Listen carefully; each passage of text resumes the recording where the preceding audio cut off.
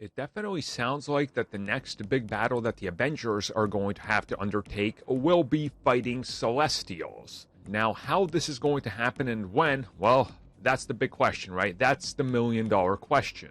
And what exactly are they going to do with Celestials to make them even more dangerous? That's what many people are asking. And I'm sitting here wondering, well, they're like 8 times the size of Earth easily. At least the one we saw next to Earth. So, yeah, they could just kind of crush it. But now people believe it's going to get even more dangerous. People believe the Galactus will be the Master Celestial. Sort of like the Master Mold, I guess. So this is an interesting theory I saw, and I saw some people commenting about it, and I was like, you know what? Yeah, maybe I'll make a video about this.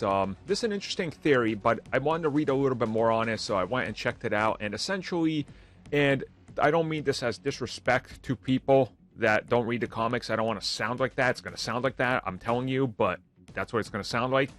I see it a lot from a lot more casual people. You know, the people that know Galactus, and they know that he's a giant robot. So to them, when they see another giant robot, they go, oh, is that one of Galactus's people or Galactus guys? It's like, okay, I get it, you know. Again, not an insult, but they're casuals. They don't know. They don't waste their time researching who Galen is and how he's Galactus. They don't care. They just watch the movies. They're like, okay, I'll watch the next one when it comes out. Cool, I'm a fan, right? That's awesome. That's what the MCU does great. It brings casuals to this universe and expands it.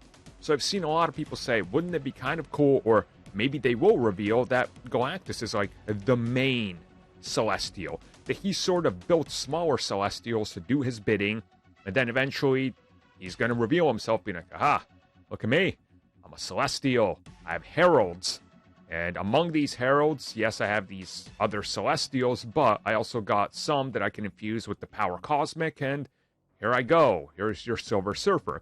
And again, if they wanted to do a giant change to Galactus and not have to explain the whole egg thing and him being birthed from an old universe and all this, that's a great way to take it. I actually like what some of the casual people have come up with because it's simple. It's not convoluted and complex like his comic book origin. And as we've seen with the Eternals, you have to take a more simple approach, let's put it that way. Because if you don't, you end up with an Eternals score where people go, oh, man, maybe there's a little too much going on there. Maybe you need to dial that back a bit. Which is exactly what Marvel Studios has done up until the Eternals, which is why people are like, man, this is heavy stuff right here. They're asking a lot.